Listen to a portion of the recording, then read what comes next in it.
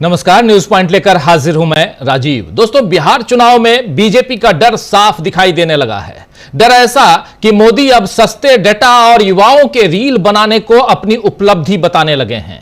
आज समस्तीपुर में चुनाव प्रचार के लिए पहुंचे नरेंद्र मोदी ने कहा कि हमने एक ऐसी व्यवस्था बनाई है जहां 1 GB डेटा की कीमत 1 कप चाय से ज्यादा नहीं है और यह इस चाय वाले ने सुनिश्चित किया है। इसका सबसे ज्यादा फायदा बिहार के युवाओं को हुआ है। ये रीलें और जो भी रचनात्मकता आप देख रहे हैं वो सब भाजपा और एनडीए सरकार की बदौलत है। इसीलिए एक बार फिर एनडीए सरकार, ये भाषण दे रहे थे नरेंद्र मोदी आज समस्तीपुर में। मोदी के भाषण का यह हिस्सा, यह अंश सामने आते ही लोगों ने सोशल मीडिया पर नरेंद्र मोदी के इस बयान की आलोचना शुरू कर दी है, क्योंकि इस रील कल्चर की व्यवस्था से युवा पीढ़ी का कितना वक्त बर्बाद हो रहा है, वो कितने बर्बाद हो गए ये सब जानते हैं। आप याद कीजिए कि राहुल गांधी ने इसे ही नशा कहा था, इसी रील कल्चर को नशा कहा था राहुल गांधी ने। बिहार में मोदी के पास अपनी उपलब्धि बताने के लिए सबसे सस्ते डाटा और रील के सिवा शायद कुछ नहीं है, तो इसी से जाहिर है कि एनडीए किस कदर कमजोर होकर चुनाव लड़ रहा है। वहीं महागठबंधन को तो जीत का यकीन है और तेजस्वी यादव बता रहे हैं कि उनके लिए सीएम शब्द का मतलब क्या है और बिहार की सरकार बिहारी ही चलाएगा, बाहरी नहीं चलाएगा, यह भी आज तेजस्वी यादव बता रहे थे।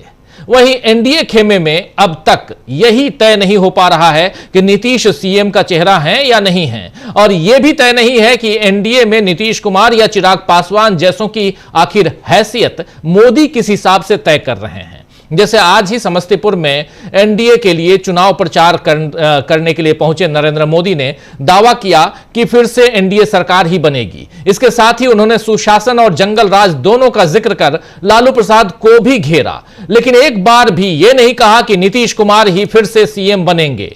जबकि कल से इस बात की मांग हो रही है, जबकि मांग और तेज हो रही है कि मोदी और अमित शाह भी बताएं कि एनडीए का सीएम चेहरा कौन होगा। इधर समस्तीपुर की एक और घटना आपके सामने रखना चाहता हूं, एक और वाकया आपके सामने रखना चाह रहा हूं। इधर समस्तीपुर में ही जब मंच से भाषण देने के लिए चिराग पासवान का नाम लिया गया, उनको पुकारा गया, तो इससे पहले कि चिराग उठते मोदी ने इशारे से उन्हें बिठा दिया और नीतीश कुमार को भाषण देने के लिए भेज दिया। आइए जरा इस तस्वीर को देखते हैं, जरा स्क्रीन पर ले आइए, फुल स्क्रीन, जो कुछ घटनाक्रम हुआ आवाज के साथ सुन लीजिए क्या कुछ हो रहा था। सुनिए।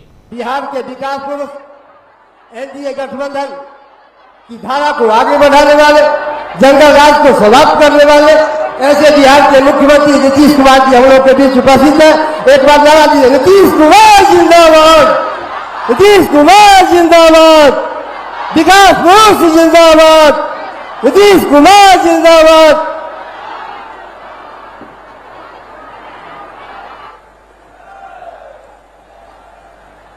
अब हम लोग के बीच लोक जनशक्ति पार्टी के नेता माननीय चिराग पासवान जी से निवेदन है कि चंद शब्दों में अपनी बात रखने का काम करेंगे। माननीय चिराग पासवान जी।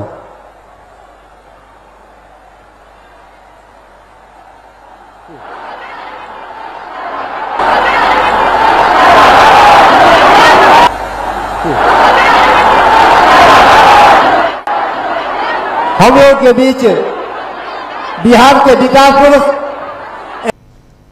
तो यहां आपने देख लिया चिराग पासवान को बुलाया गया, लेकिन नीतीश कुमार को इशारा कर रहे हैं यहां बैठे बैठे नरेंद्र मोदी। और इससे पहले कि चिराग उठते मोदी ने इशारों में इशारा करते हुए उन्हें बिठा दिया और नीतीश को भाषण देने के लिए भेज दिया। यहां साफ दिख रहा है कि चिराग पासवान को भी उनकी जगह, उनकी हैसियत नरेंद्र मोदी दिखा रहे हैं और उन्हें आगे भी सब कुछ मोदी के इशारों पर ही करना पड़ेगा, यह साफ यहां दिखाई दे रहा है। बिहार में एनडीए की ये तमाशे सबके सामने मंच पर हो रहे हैं और अमित शाह दावा कर रहे हैं कि एनडीए तो मजबूती से आगे बढ़ रहा है। आज सिवान में अमित शाह थे और अमित शाह ने सिवान में कहा है कि लालू के बेटे का अभियान शुरू होने से पहले ही खत्म हो गया, उनका गठबंधन बिखर चुका है। मोदी और अमित शाह केवल और केवल लालू प्रसाद के परिवार और गांधी परिवार को कोसकर एनडीए के लिए वोट मांग रहे हैं। आज जबकि इधर आरजेडी ने एक पोस्ट में तंज भी कसा है कि मोदी ने अपने 37 मिनट के भाषण में 10 बार आरजेडी का ही नाम लिया। आरजेडी ने क्या कुछ लिखा है जरा वो आपके सामने देखिए। 37 मिनट में 10 से ज्यादा बार आरजेडी का नाम। प्रधानमंत्री बीजेपी के हैं या आरजेडी के हैं? आरजेडी का ही नाम जप रहे हैं। घबराहट चेहरे पर दिख रही है प्रधानमंत्री के। कोई इनको पानी पिलाओ और इनको इनकी अपनी पार्टी का नाम याद दिलाओ, ये यहां पर आरजेडी का लिखना है। मोदी और शाह चुनाव प्रचार में लगे हैं दोस्तों, तो तेजस्वी यादव ने भी आज से अपने प्रचार को और धार देनी शुरू कर दी है। मुजफ्फरपुर की पारू विधानसभा सीट पर प्रचार करते हुए तेजस्वी यादव ने जो कुछ कहा है, आइए जरा उनकी जुबानी सुन लेते हैं। क्या कुछ कह रहे हैं पारू विधानसभा मुजफ्फरपुर में, क्या कह रहे हैं तेजस्वी यादव, सुनिए। आज बिहार से लोग पलायन करते हैं मुख्य 3 कारणों की वजह से। कोई पढ़ाई के लिए बाहर जा रहा है, कोई कमाई के लिए बाहर जा रहा है, कोई दवाई के लिए बाहर जा रहा है। लेकिन 20 साल नीतीश कुमार जी मुख्यमंत्री हो लिए, 11 साल से प्रधानमंत्री नरेंद्र मोदी जी हैं और आप लोगों ने हर बार सांसद भाजपा का जिताने का काम किया। बिहार में 20 साल से सरकार बनाने का काम किया, फिर भी बिहार में प्रति व्यक्ति आय सबसे कम पूरे देश में है तो बिहार के लोगों का है। किसानों का आय दुगुना नहीं हो रहा, मजदूर जो है बदहाल स्थिति में है। आप सब लोग जानते हैं कि क्या आप लोगों को झेलना पड़ रहा है। तो आप सब जानते हैं कि क्या कुछ आपको झेलना पड़ रहा है। तेजस्वी यादव का भाषण संकेत दे रहा है कि बिहार में इस बार एंटी इनकम्बेंसी में नीतीश सरकार विदा हो सकती है। और अभी से थोड़ी देर पहले जो शुरुआत में कह रहा था मैं, नरेंद्र मोदी रील की बात कर रहे हैं, एक तरफ विकास की बात यहां कर रहे हैं और देखिए तेजस्वी यादव पीछे मुकेश सहनी भी हैं, और दूसरी तरफ रील की बात कर रहे हैं नरेंद्र मोदी, देश के प्रधानमंत्री। रील बनाम यहां रियल लाइफ में आपको रोजगार चाहिए, आपको भ्रष्टाचार मुक्त सरकार चाहिए, आपको नंबर 1 बिहार चाहिए। लेकिन रील बनाने की नसीहत और चाय से भी कम डाटा 1 GB की डाटा की बात कर रहे हैं नरेंद्र मोदी। आइए जरा उनको भी सुन लेते हैं। सुनिए समस्तीपुर में नरेंद्र मोदी जो भाषण दे रहे थे। आपको सुन रहा है, देख रहा है। बिहार को लालटेन और उसके साथी नहीं चाहिए। साथियों, ये एनडीए की सरकार है जिसने बिहार के गांव-गांव में इंटरनेट पहुंचाया है, और ये हमारी सरकार है जिसने इंटरनेट का डेटा इतना सस्ता कर दिया है। दुनिया के बड़े बड़े देशों में आज भी 1 GB डेटा 100-150 रुपये में आता है, लेकिन भारत में आपके इस चाय वाले ने पक्का कर दिया है कि 1 GB डेटा 1 कप चाय से ज्यादा महंगा नहीं होगा। साथियों, इस सस्ते डेटा का सबसे ज्यादा फायदा बिहार के मेरे नौजवानों ने उठाया है। ये जो रील्स पर रील्स बन रही है ना, सारी क्रिएटिविटी दिख रही है, उसमें भाजपा और एनडीए की नीतियों का बहुत बड़ा योगदान है। बिहार के बहुत सारे युवा इंटरनेट से अच्छी खासी कमाई भी कर रहे हैं। साथियों, मिथिला का एक क्षेत्र खेती, पशुपालन, मछली पालन के लिए जाना जाता है। आपके तो डेटा की बात कर रहे थे यहां नरेंद्र मोदी, और दूसरी तरफ बिहार की इकोनॉमी और बिहार के बेरोजगारी की बात कर रहे हैं उधर इंडिया गठबंधन के नेता। तो ये फर्क है, दोनों तरफ डेटा भी चाहिए, लेकिन डेटा के साथ साथ रोजगार भी चाहिए। क्या सिर्फ और सिर्फ रील बनाने में आप झोंक कर आप सोचते हैं कि युवाओं को बरगला लेंगे? चलिए आज चर्चा करेंगे दोस्तों कि बिहार में चुनावी घमासान तेज होते ही क्या एनडीए की गलतियां उसे हार की तरफ ले जाएंगी?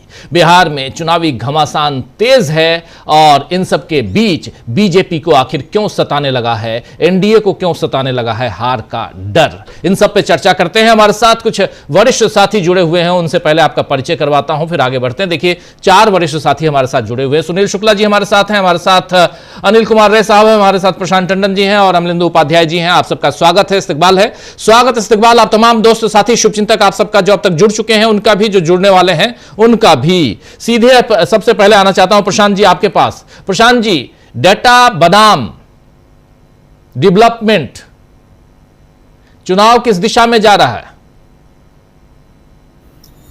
देखिए, बिहार में जहां इंडस्ट्री आनी चाहिए, जहां रोजगार आने चाहिए, जहां शिक्षा स्वास्थ्य की बात होनी चाहिए, जहां सामाजिक न्याय की बात होनी चाहिए, प्रधानमंत्री रील बनवा रहे हैं।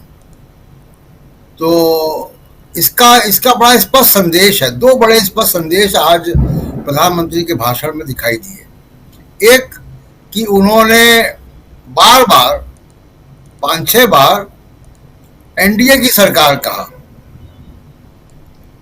तो नीतीश की दावेदारी को उन्होंने खत्म कर दिया। तो दोनों काम किए। उन्होंने राजनीतिक कद चिराग पासवान का भी दिखा दिया इशारा करके, और नीतीश कुमार की सरकार नहीं बनेगी ये भी तय कर दिया। ये अमित शाह भी जब पिछली बार बिहार गए थे तो उन्होंने वो भी करके आए थे, और उसी पे आज नरेंद्र मोदी ने मोहर लगा दी। उन्होंने ये नहीं कहा कि नीतीश कुमार ही मुख्यमंत्री पद के होंगे या यही बनेंगे, और ये एनडीए की कमजोरी है। मैं इसलिए कह रहा हूँ राजीव जी, अनिल जी तो बिहार में बैठे हुए हैं, हम भी घूम कर आए बिहार में। एनडीए में आज भी चुनाव का नतीजा कुछ भी हो, नीतीश कुमार ही सबसे लोकप्रिय हैं। ना बीजेपी कोई नेता है, ना वह नरेंद्र मोदी हैं। तो जो बिहार में जो फैक्टर है वो नीतीश कुमार है। नीतीश कुमार को अगर आप मुख्यमंत्री पद का दावेदार नहीं बनाएंगे तो उसका एनडीए को नुकसान होगा। ये बड़ा स्पष्ट बात है, और यहाँ पे एनडीए फंसी हुई है, क्योंकि इस बार वो चाहते हैं कि कोई हिंदू अपर कास्ट सवर्ण हिंदू जो है वो बिहार का मुख्यमंत्री बने, क्योंकि बिहार में बीजेपी बहुत स्पष्ट एजेंडा के साथ गई है कि उसको पिछले 30 साल से चल रहा वहाँ सामाजिक न्याय का जो एक चलन है उसको खत्म करना है। जो उत्तर प्रदेश में वो कामयाब हो गया योगी आदित्यनाथ को लाके, तो ये काम जो है वो बिहार में इस मंशा से गए, इसलिए प्रधानमंत्री मोदी को बड़ी दिक्कत आ रही है। दूसरी बात कि इनके पास देखिए 20 साल से आपकी सरकार है वहाँ, आगे आप एक अभी तेजस्वी यादव ने और राहुल गांधी ने अलग अलग जो है एक रोड मैप रखा है बिहार के बारे में। तमाम सवाल है बिहार के सामने, लेकिन जो सबसे बड़ा सवाल है वो सामाजिक बदलाव का सवाल है, सामाजिक न्याय का सवाल है। और उस सामाजिक न्याय के सवाल पे प्रधानमंत्री केवल कर्पूरी ठाकुर के गांव चले जाने से आप सामाजिक न्याय को कैसे एड्रेस करेंगे, जब तक कि आप ये घोषणा नहीं करते हैं कि 50% की रिजर्वेशन की लिमिट हम हटाएंगे, हम आरक्षण जो है वो एजुकेशन इंस्टीट्यूशंस में देंगे, प्राइवेट में देंगे। तो ये जो तमाम सारी जो बिहार की ज्वलंत समस्याएं हैं, एजुकेशन की है, हेल्थ केयर की है, बिहार का जो औसत आयु है वो भारत में सबसे कम में से एक है, सबसे कम, राष्ट्रीय औसत से भी कई साल कम है। उससे पता लगता है कि बिहार की जो है वो स्वास्थ्य सेवाएं की स्थिति क्या है। उसके बाद 33% लोग गरीबी सीमा रेखा से नीचे हैं, और कल ही मैं बता रहा था कि जो 35 रुपए रोज खर्च कर रहा है सरकार के हिसाब से वो गरीब नहीं है। कोई 35 रुपए में जीवित रह के दिखा दे हमको, कोई भी सरकारी अधिकारी, प्रधानमंत्री मोदी, कोई भी। तो ये बिहार के सामने जो समस्याएं हैं, वो समस्या सबसे बड़ी अभी बिहार के सामने चुनौती है कि बिहार बाकी देश के साथ कैसे चले, कंधे से कंधा मिला के। पटना जो है कैसे वो चेन्नई, बेंगलोर, पुणे और दिल्ली की बराबरी करे। तो ये चुनौतियां हैं बिहार के सामने कि उसको 21वीं सेंचुरी का राज्य बनना है। वो क्या रील बनाने से बन जाएगा, फिल्मी गानों पर डांस करने से बन जाएगा? बिहार में इंडस्ट्री नहीं है, रोजगार नहीं है।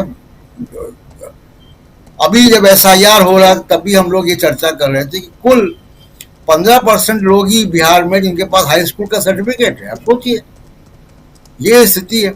तो प्रधानमंत्री कोई रोड मैप नहीं दे पा रहे। और ये इलेक्शन अब, क्योंकि मैं 8 दिन बिता कर आया हूँ और बिहार का युवा खासकर वो उसी सरकार को देगा जो उसके सामने एक बहुत स्पष्ट रोड मैप रखेगी। दूसरी एक इस चुनाव की सबसे बड़ी खास बात है जिसको मोदी जी एड्रेस नहीं कर पाएंगे। खुद मोदी जी 75 पार हो चुके हैं, नीतीश कुमार भी उसी एज ग्रुप में है और विजिबली दिखाई दे रहा है कि वो स्वस्थ नहीं है। बिहार का इलेक्शन अब जनरेशनल चेंज का है, पीढ़ी बदल रही है जी। और उस पीढ़ी के बदलाव में तेजस्वी यादव का एक कैंडिडेट सामने आ गया है। दूसरा उप मुख्यमंत्री का आ गया मुकेश सहनी का, दोनों युवा पीढ़ी के हैं। इसका मुकाबला एनडीए कैसे करेगा, इस जवाब को एनडीए कैसे जो है एड्रेस करेगा? तो आज प्रधानमंत्री की मोदी जी की रैली में ये सब बड़ी निराशाजनक बात है। हालांकि वो तो मुझे कोई बहुत उम्मीद नहीं थी कि प्रधानमंत्री मोदी कोई रोड मैप देंगे, क्योंकि वो अभी भी उसी अभी धुन में है कि हम हिंदू मुसलमान करके घुसपैठिए करके चुनाव जीत जाएंगे और बाकी जैसे वो बाकी देश में करते वो करेंगे। और एक आखिरी बात जो कि सेकंड राउंड में आऊंगा तो बात करूंगा कि चुनाव आयोग के ऊपर भी विपक्षी दलों का जो सवाल है वो बराबर उठाते रहने चाहिए, क्योंकि अभी अलंग की घटना जो है उसमें कुछ तथ्य सामने आए जो चौंकाने वाले हैं। सेकेंड राउंड में आएंगे तो उस पर बात करेंगे।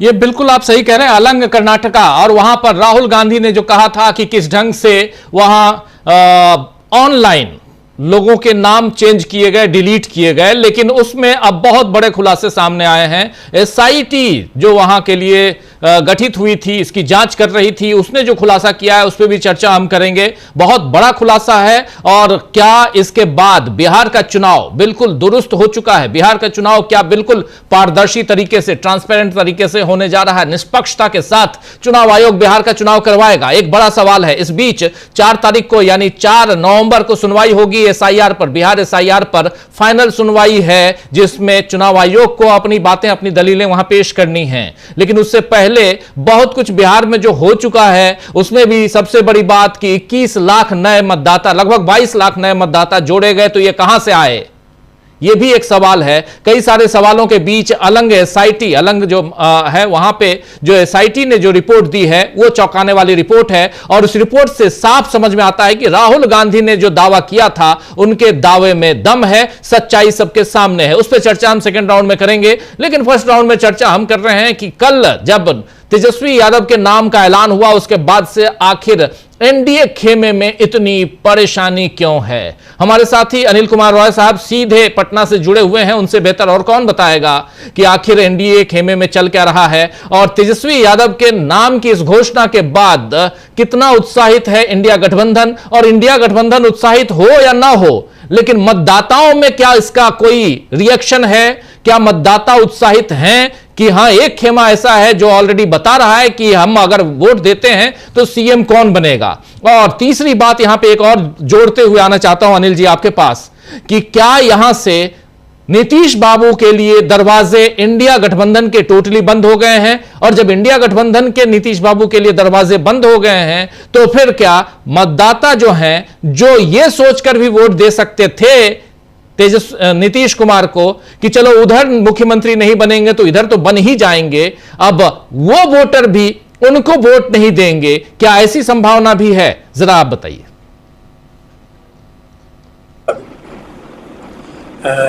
सबसे पहली बात तो मैं यह कहना चाहता हूं कि बिहार का चुनाव केवल बिहार के लिए नहीं बल्कि पूरे देश की दशा और दिशा दोनों के लिए बहुत महत्वपूर्ण है कि इतिहास बिहार चुनाव के पहले का भारत और बिहार चुनाव के बाद के भारत के रूप में इसको याद रखेगा। दूसरी बात कि तेजस्वी जी के मुख्यमंत्री के रूप में का ऐलान भले ही अभी हुआ हो, लेकिन सारे लोग इस बात को जानते थे और पहले भी अखिलेश जी कई बार, कांग्रेस के अखिलेश जी जो पूर्व अध्यक्ष थे, कि वे कई बार कह चुके हैं कि जो सबसे बड़ा दल होगा उसका नेता मुख्यमंत्री होगा। तो इसमें कहीं कोई कंफ्यूजन नहीं था कि तेजस्वी जी को ही मुख्यमंत्री होना है, या बिल्कुल स्पष्ट था। इसके बदले, इसके ठीक उलट राजग गठबंधन में, भाजपा गठबंधन में यह अभी तक स्पष्टता नहीं है और यह श्योर है, यह निश्चित है कि भले ही गृह मंत्री ने यह कह दिया हो कि हम यह चुनाव नीतीश जी के नेतृत्व में लड़ रहे हैं, लेकिन वे यह कहने का साहस नहीं कर सके हैं कि नीतीश जी ही अगले मुख्यमंत्री होंगे। मतलब नीतीश जी अगले मुख्यमंत्री नहीं होने जा रहे हैं, यह तय हो गया है। मुझे लगता है कि जो भाजपा का जो मैं कैरेक्टर देख रहा हूं और जो जैसा कि दूसरे राज्यों में, कई राज्यों में हुआ भी है कि जो प्रमुख चेहरे, बिहार में भाजपा का कोई भी नेता नहीं है, एक भी नेता नहीं है, कि जो प्रमुख चेहरे इसमें भी जो दिखाई पड़ रहे हैं उसमें से भी अगर भाजपा जीतती है, उसका गठबंधन जीतता है, जिसकी संभावना नगण्य है, जो परिस्थितियां हैं कि अगर भाजपा का गठबंधन जीतता भी है तो वह इन जो दिखाई पड़ने वाले चेहरे हैं उसमें से किसी को भी वह मुख्यमंत्री नहीं बनाने जा रही है। कई बार ऐसा हुआ है, जो पहली बार विधायक बना है उसको मुख्यमंत्री के रूप में बैठा दिया गया है। यह क्यों ऐसा किया जाता है कि पुराने नेताओं को आप देख रहे हैं कि लगातार दरकिनार किया जा रहा है, इसलिए कि पुराने नेताओं पर वह वश नहीं चल सकता है जो आज के नए आए हुए लोगों पर को कंट्रोल जिस तरह किया जा सकता है और जिसको उंगली पर नचाया जा सकता है, केवल एक उद्देश्य कि उंगली पर उसको नचा सके। इसके लिए मुझे लगता है कि किसी नए चेहरे को लेकर के हो सकता है कि उस विधायक का पहले से नाम भी आप नहीं जानते, कि उसको लेकर के आप मुख्यमंत्री के रूप में बैठा दिया जा सकता है। दूसरी बात जिससे आपने आज की बात स्टार्ट की थी कि मेरा घर वहीं पर है जहां पर आज मुख्यमंत्री प्रधानमंत्री आए हुए थे, वहां से 14-15 किलोमीटर दूर, और मैं अभी गांव में ही हूँ। अभी गांव में ही से ही मैं बात कर रहा हूँ। मैं कर्पूरी जी को भी बहुत पहले से, बचपन से जानता हूँ। जिस समय वे विधायक हुआ करते थे उस समय से ही उनको देखता और जानता रहा हूँ, उनके बारे में सुनता भी रहा हूँ। एक आप गौर कीजिए इस बात को कि कर्पूरी ठाकुर जी समाजवादी नेता थे। यह गौर करने की बात है कि कर्पूरी ठाकुर जी समाजवादी नेता थे और प्रधानमंत्री नरेंद्र मोदी पूंजीवादी नेता हैं। यह दोनों के इस फर्क को, इस कंट्राडिक्शन को ये समझने की जरूरत है। दूसरी कि कर्पूरी ठाकुर जी ने जो आरक्षण लागू किया था, बहुत लोकप्रिय नेता थे अपने समय के और बहुत ही साधारण, वह किस्सा मैं संवरण नहीं कर पा रहा हूं कि शायद ऑस्ट्रेलिया उनको जाना था, उनके पास कोट नहीं था, तो किसी मित्र ने उनको एक कोट दिया था जो फटा हुआ कोट था, और युगोस्लाविया के राष्ट्रपति ने उसके बदले उनके फटे हुए कोट को देख करके, विदेश जा रहे हैं, कि फटे हुए कोट को देख करके नया कोट गिफ्ट किया था। ऐसे थे मुख्यमंत्री कर्पूरी ठाकुर जी। तो लेकिन आरक्षण लागू, उन्हीं के समय में आरक्षण शुरू हुआ था, और 96 जातियों को शायद, जैसा कि मुझे याद आ रहा है, 94 या 96 जातियों को अति पिछड़ी कोटि में उनके समय में रखा गया था। तो उस समय के आप आंदोलन को याद कीजिए, हम लोग उस समय कॉलेज में पढ़ रहे थे, कि उस समय के आंदोलन को, बिहार के आंदोलन को याद कीजिए कि पूरी अगड़ी जातियां उनके विरोध में हो गई थी, और भाजपा का संबल क्या है? अगड़ी जातियां हैं। तो कर्पूरी ठाकुर के पितौजिया उस गांव का असली नाम है, जो अब कर्पूरी ग्राम अब कर दिया गया है उसका नाम, कि ये बताइए अनिल जी ये बताइए कि आज दो नाम ले रहे थे नरेंद्र मोदी, कर्पूरी ठाकुर जी के गांव की बात आप, और चूंकि आप बहुत अच्छी तरह से उसको एक्सप्लेन भी कर रहे हैं, कर्पूरी ठाकुर अभी याद आ रहे हैं और उधर सीताराम केसरी भी याद आ रहे हैं। बात यहां होती है रोजगार की, आप कर्पूरी ठाकुर को याद करते हैं। बात होती है नीतीश बाबू मुख्यमंत्री बनेंगे कि नहीं बनेंगे, तो आप बात करते हैं 10 बार बात आरजेडी की बात करने लगते हैं, जंगल राज की बात करने लगते हैं। ये कौन सी सियासत है, जरा ये बता दीजिए। को ठोस मुद्दा की बात करने की कोई बात नहीं है कि बिहार के इन 20 वर्षों में बिहार में जो भले ही कम उद्योग रहे होंगे, लेकिन बिहार के सारे उद्योग एक एक करके खत्म हो गए।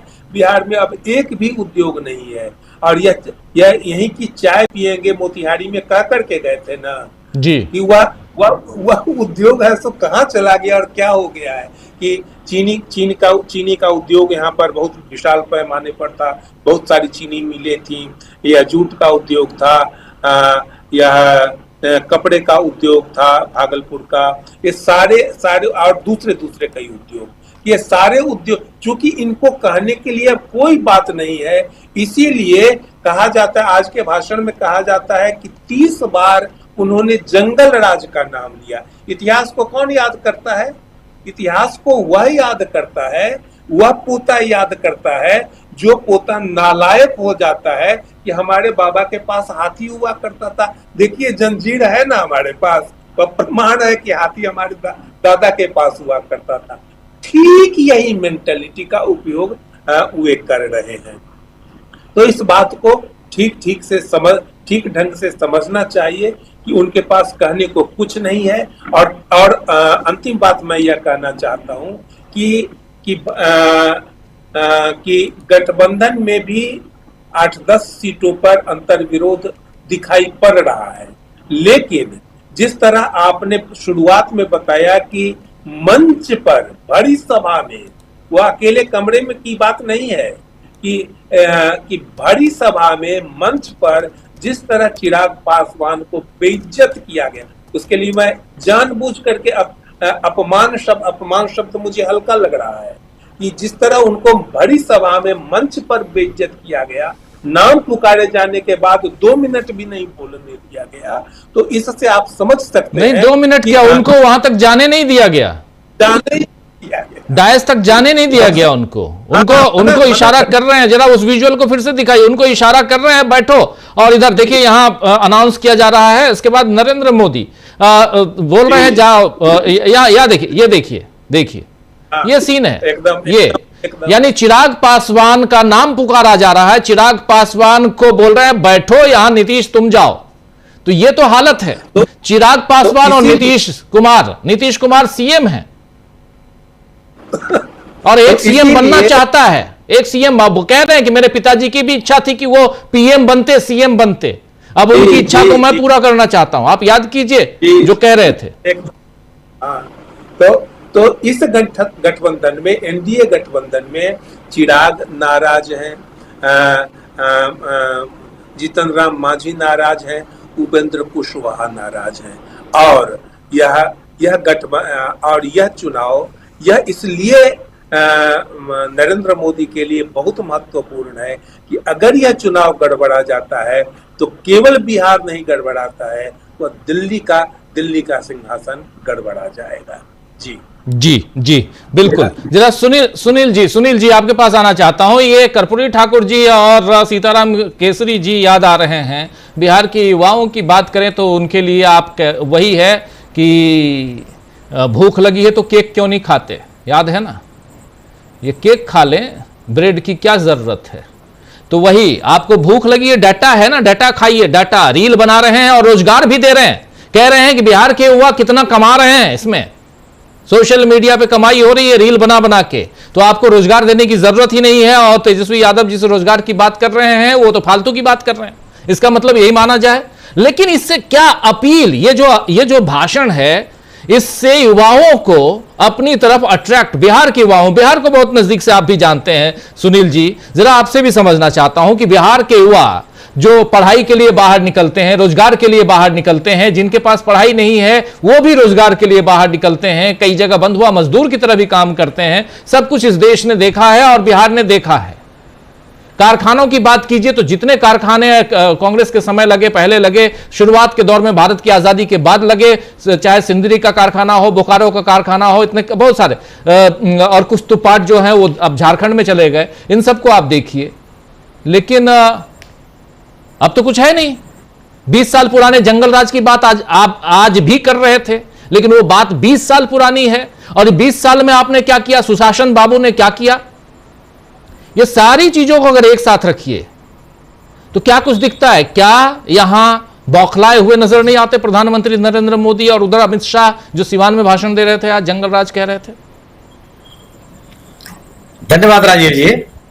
दरअसल भारतीय जनता पार्टी के पास महागठबंधन के खिलाफ या तेजस्वी यादव के खिलाफ और अपने पक्ष में कुछ कहने के लिए है नहीं। भारतीय जनता पार्टी नीतीश कुमार को प्रधानमंत्री का चेहरा नहीं बना सकती। मैं बहुत विश्वासपूर्वक आपसे कह रहा हूं। वजह क्या है? नीतीश जो बीजेपी का मतदाता है वो 20 से 25% तक मतदाता ऐसा है जो जेडीयू को नहीं देता। यह आंकड़ों साबित हो चुका है। वह जेडीयू को मजबूत होना नहीं देखना चाहता, वो नीतीश कुमार को मजबूत होना नहीं देखना चाहता। जेडीयू को या नीतीश कुमार को मुख्यमंत्री का चेहरा बनाकर भारतीय जनता पार्टी जो अपना समर्थक वर्ग है उसको नाराज करने के लिए तैयार नहीं है, संभव नहीं उसके लिए। और जेडीयू के एक बड़ा वर्ग ऐसा है जो बीजेपी को नहीं देना चाहता अगर उसका मुख्यमंत्री नहीं होगा तो। इस संकट में फंसी हुई है बीजेपी।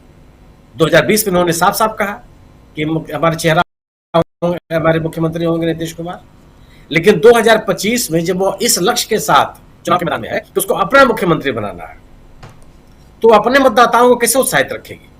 नीतीश कुमार का चेहरा सामने रख करके अपने कार्यकर्ताओं को, अपने समर्थकों को, अपने मतदाताओं को उत्साहित नहीं रख सकती है। यह उसके सामने एक राजनीतिक संकट की स्थिति है। दूसरी स्थिति क्या है कि नीतीश कुमार का साथ वो छोड़ नहीं सकती, क्योंकि नीतीश कुमार का साथ छोड़ते ही उसके पास जो चुनाव जीतने के लिए जनाधार चाहिए वो तत्काल समाप्त हो जाएगा।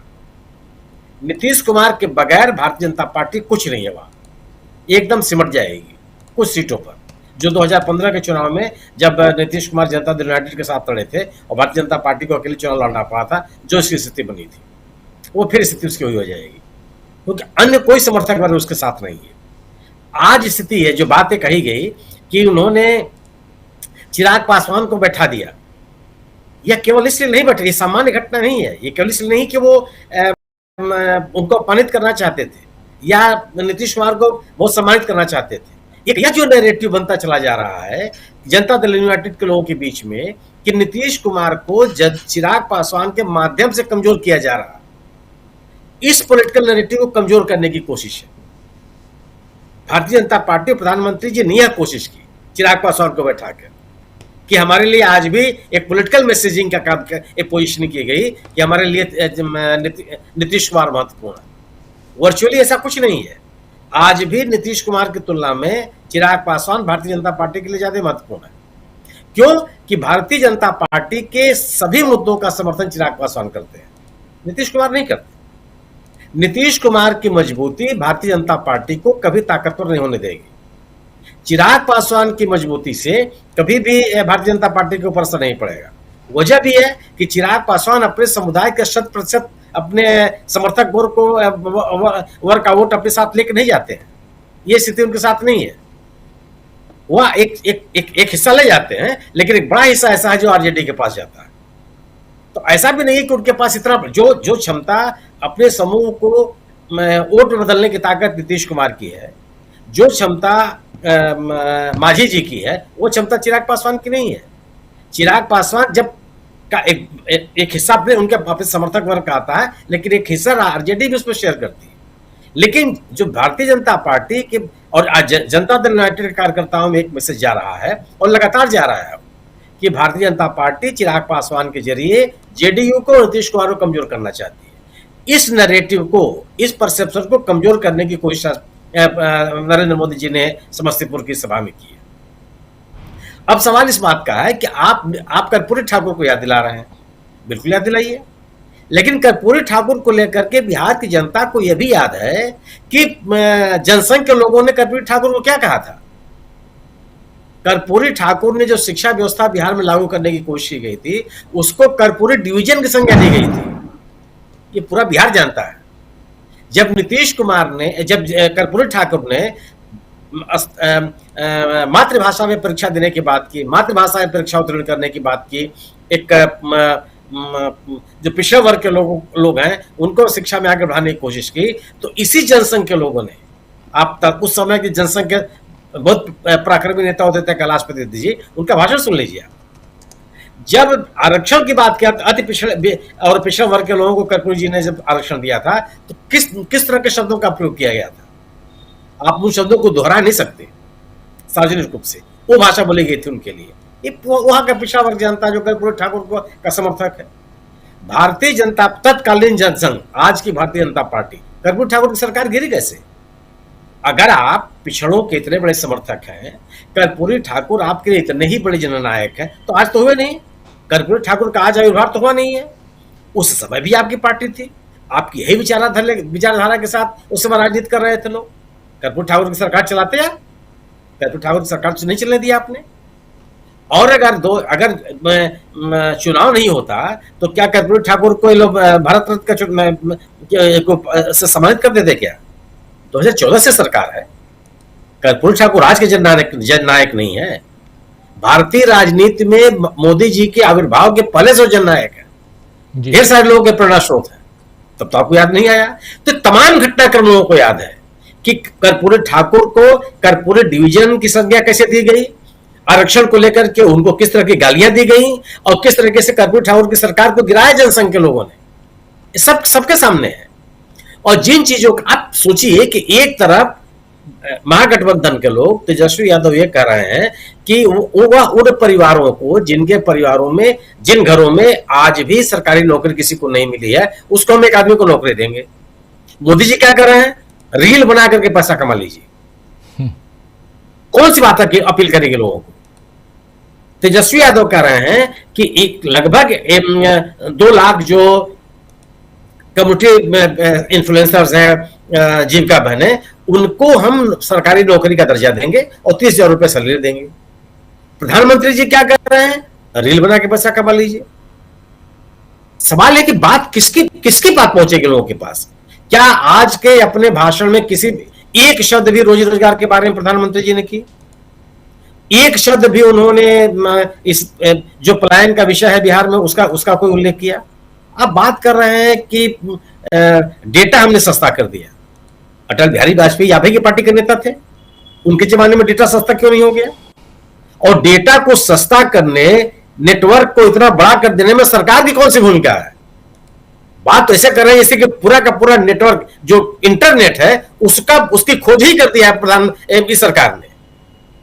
ये इंटरनेट लेकर के ही आए हैं, पूरा वैज्ञानिक शोध इनका है। अरे पूरी दुनिया में नेट की स्थिति यही है।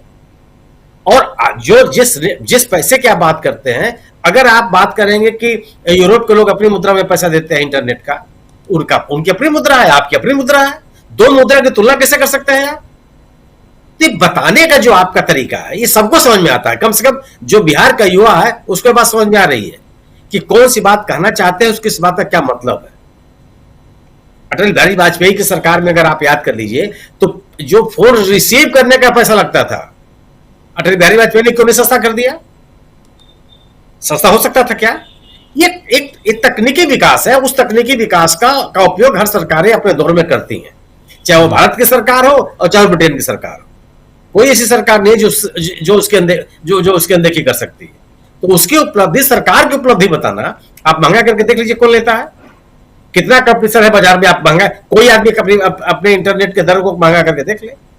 तो आप रोजी रोजगार की बात नहीं करेंगे, किसानों की बेहतरी की बात नहीं करेंगे, पलायन की बात नहीं करेंगे, रोकने की बात नहीं करेंगे, शैक्षणिक स्थिति बेहतर करने की बात नहीं करेंगे, जन स्वास्थ्य की बात आप नहीं करेंगे, और केवल इन ऐसी सी बातों का उल्लेख करेंगे जो बिहार की जनता लगातार आपसे सुनते चली आ रही। कौन सी अपील होगी आपकी? प्रधानमंत्री जी ने एक बार, आज मैं इसलिए भी कर रहा हूं, एक बार उन्होंने एनडीए सरकार की चर्चा की अपने भाषण में जी, उन्होंने नीतीश सरकार की चर्चा नहीं की। सुशासन का उन्होंने उल्लेख जरूर किया, लेकिन उन्होंने एनडीए सरकार के सुशासन का उल्लेख किया, उन्होंने नीतीश सरकार के सुशासन का उल्लेख नहीं किया। यह निष्कर्ष नहीं लिया जाना चाहिए कि सुशासन का नाम लेकर के उन्होंने भारतीय नीतीश कुमार का समर्थन किया है कि आने वाली सरकार नीतीश कुमार की होगी। एक शब्द भी उन्होंने नीतीश कुमार के बारे में नहीं बोला है। और आप वो भी भाषण दिखा दीजिए कि जब प्रधानमंत्री जी का भाषण हो रहा था तो सम्मानित नीतीश कुमार जी किन निगाहों से मोदी जी की तरफ देख रहे थे। एक बार उन्होंने उसकी चर्चा नहीं की। यह जो एक तो मुद्दे उनके पास नहीं है, और महागठबंधन ने जिस तरह की राजनीति की, यह इसमें किसी को, अगर आप कल की घोषणा के पहले भी किसी से बात करते, बिहार के किसी नागरिक से बात करते, किसी सिविल सोसाइटी के सदस्य से आप बात करते, किसी राजनीतिक कार्यकर्ता से बात करते, सब एक स्वर से कर रहे थे कि महागठबंधन की सरकार बनने पर तेजस्वी यादव मुख्यमंत्री बनेंगे। किसी को इसमें संदेह नहीं था। लेकिन एक औपचारिक घोषणा करके और मुकेश सहनी को उप मुख्यमंत्री का चेहरा घोषित करके महागठबंधन ने एनडीए के सामने एक बड़ी चुनौती प्रस्तुत कर दी है कि आप अपने नेता का नाम बताइए। और अगर आप अपने नेता का नाम नहीं बताते हैं तो यह पॉलिटिकल नैरेटिव मजबूती के साथ लोगों के बीच में जाएगा कि आप नीतीश कुमार को स्वीकार करने के लिए तैयार नहीं है। वह अगर इस नैरेटिव बनने का नुकसान एनडीए को ही होने जा रहा है कि जो मतदाता वर्ग नीतीश कुमार ने तैयार किया है वह बीजेपी के साथ या एनडीए के साथ नहीं जाएगा, वो आरजेडी के साथ जाएगा या महागठबंधन के साथ जाएगा। दोनों स्थितियां बीजेपी के सामने। अगर वह नीतीश कुमार को अपना चेहरा बताती है तो अपने मतदाताओं को नाराज करेगी जिसके बूते वो राजनीति करना चाहती है, और अगर नहीं घोषित करती है तो नीतीश कुमार का जो समर्थक वर्ग है वो उससे दूर हो जाएगा। बिहार में कोई भी राजनीतिक दल, चाहे वो जेडीयू हो और चाहे वो आरजेडी हो, चाहे वो हम हो और चाहे वो उपेंद्र कुशवाहा हो, चाहे वो माले हो, चाहे सीपीआई हो, चाहे सीपीएम हो, केवल चिराग पासवान को छोड़ करके कोई भी राजनीतिक दल भारतीय जनता पार्टी को ताकतवर होने नहीं देखना चाहती है। न केवल वो दल, उन दलों के समर्थक भी। यह सबसे बड़ी चुनौती है एनडीए के सामने। भारतीय जनता पार्टी अपने बूते पर जो मुख्यमंत्री बनने का चेहरा देख रही है, सपना देख रही है, या उस सपने के तहत जो उसकी मजबूरी बनती जा रही है कि वो अपने मतदाताओं का उत्साह को बनाए रखे। इस कारण से वो नीतीश कुमार का नाम नहीं लेना चाहती, और नीतीश कुमार का नाम न लेकर के महागठबंधन के द्वारा जो एक बड़ी राजनीतिक चुनौती प्रस्तुत की है उसका वह जवाब देने की स्थिति में है नहीं। और आज प्रधानमंत्री जी के भाषण से लग भी गया कि महागठबंधन के द्वारा जो एक राजनीतिक घटनाक्रम शुरू किया गया है उसके खिलाफ या उसके विपक्ष में तर्क देने के लिए उनके पास कुछ नहीं है। जी बिल्कुल। आप कैसे देखते हैं अमलेंदु जी, यहां आज जो कल के घोषणा के बाद, कल जो घोषणा हुई है उसके बाद आज पहला भाषण नरेंद्र मोदी का भी और पहला भाषण उधर तेजस्वी यादव का भी, दोनों भाषणों को अगर देखा जाए गौर से, क्या कुछ आपको समझ में आता है? राजीव जी, एक तो प्रधानमंत्री नरेंद्र मोदी का जो आज पहला भाषण हुआ तेजस्वी यादव को महागठबंधन का सीएम का फेस घोषित करने के बाद, तो कल की उस प्रेस कॉन्फ्रेंस का एक जबरदस्त असर प्रधानमंत्री के भाषण पर दिखाई पड़ा, और प्रधानमंत्री इस दबाव में दिखाई पड़े कि अब तेजस्वी यादव से मुकाबला है।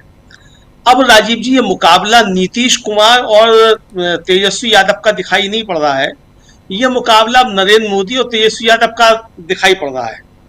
और नरेंद्र मोदी ने पूरा ये साबित करने की कोशिश की कि फेस जो है वो नरेंद्र मोदी ही है और नीतीश कुमार नहीं है।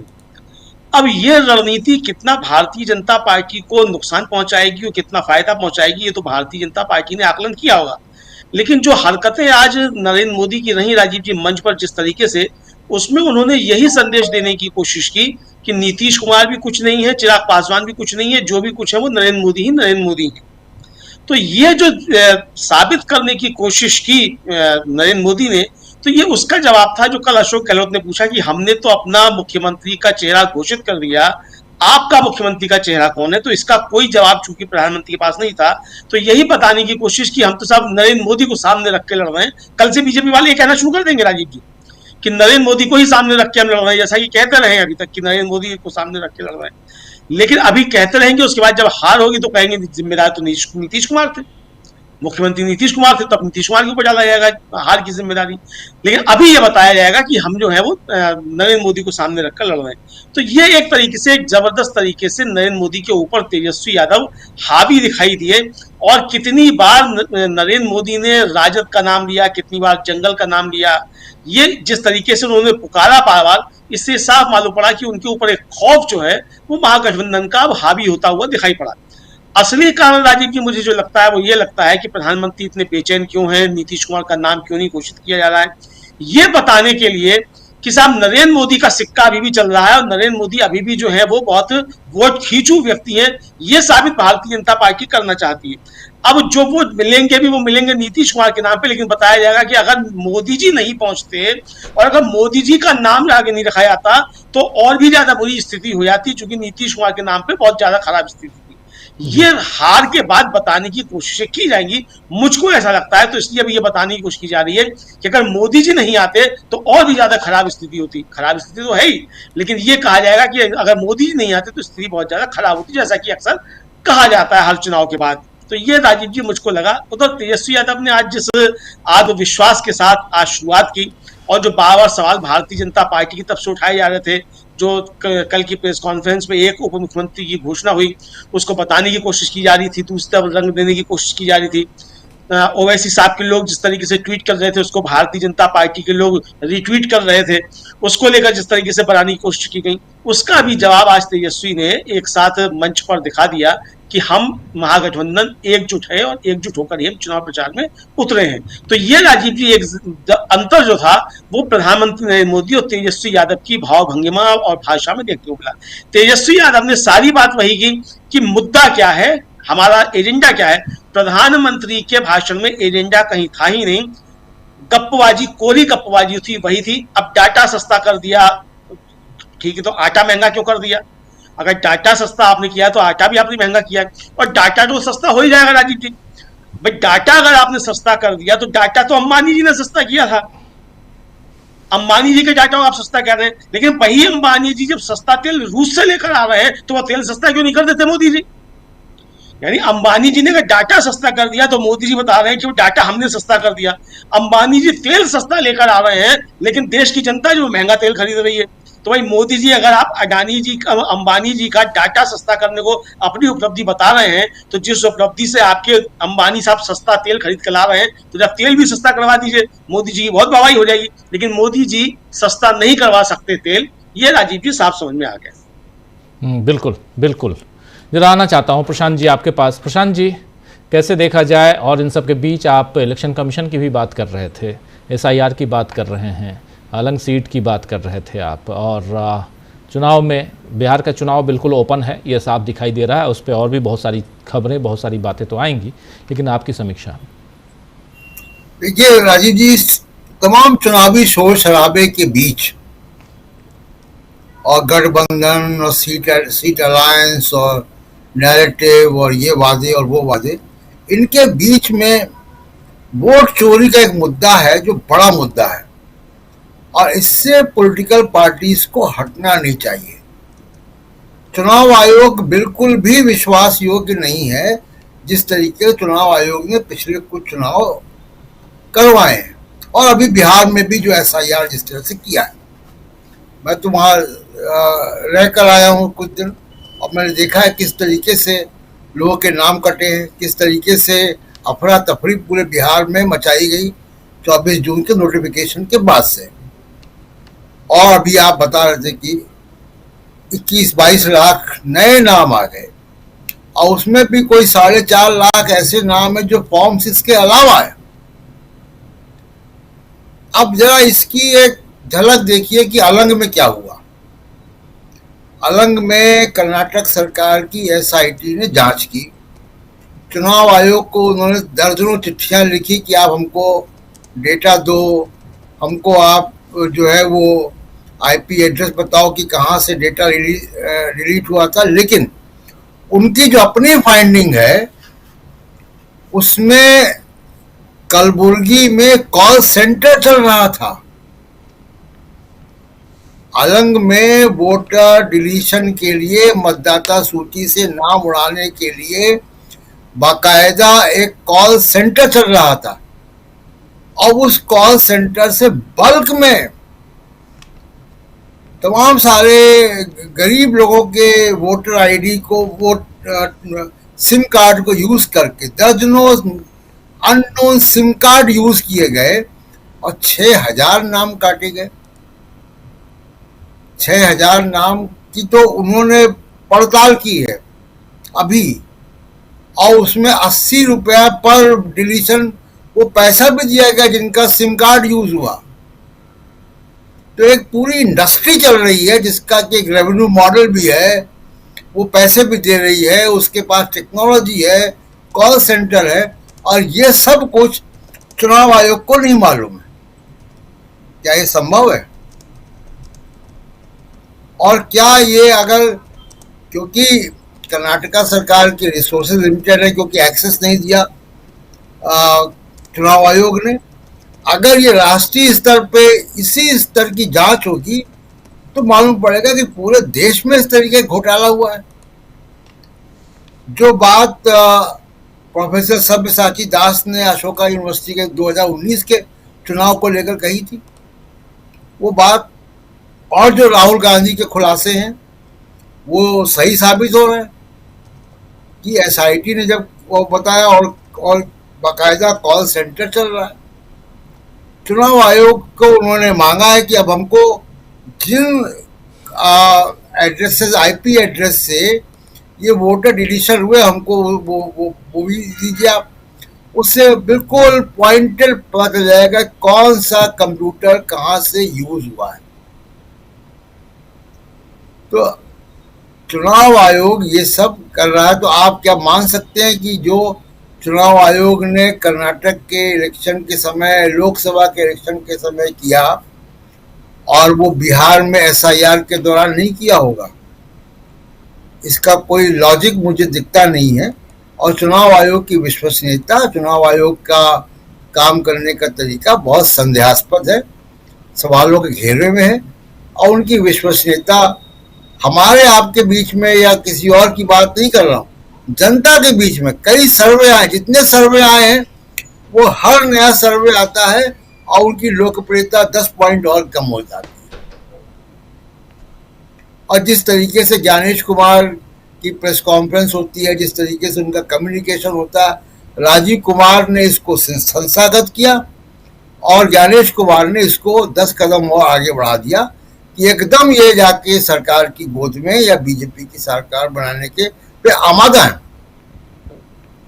तो इस वोट चोरी के मुद्दे को भी छोड़ना नहीं चाहिए, एक बात। दूसरी बात कि देखिए, एनडीए में फोटो जरूर खिंच गई आज जब समस्तीपुर में सब हाथ ऊपर करके, लेकिन इनके बीच में बहुत विभाजन है, जैसा अभी अनिल जी बता रहे थे, और विभाजन यहां से उत्तर प्रदेश तक है।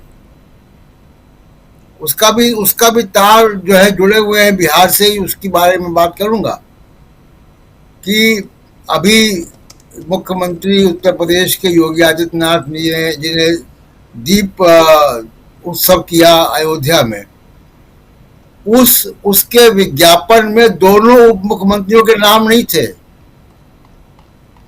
दोनों वहां नहीं गए। दोनों उप मुख्यमंत्री अंतिम समय में वहां पे नहीं गए, और उसमें केशव प्रसाद मौर्य को अमित शाह ने बिहार में लगाया हुआ है। वो उनके खास बताए जाते हैं कि वहां नहीं गए, वो बिहार में उनको अमित शाह ने लगाया हुआ है। तो ये बीजेपी के अंदर, एनडीए के अंदर तमाम सारे लॉबीज, खेमे बन चुके हैं। ये केवल गोदी मीडिया और ईडी सीबीआई का जो डर है, उससे अभी थोड़ा आग अंदर नीचे जो सुलगी हुई दिखती नहीं,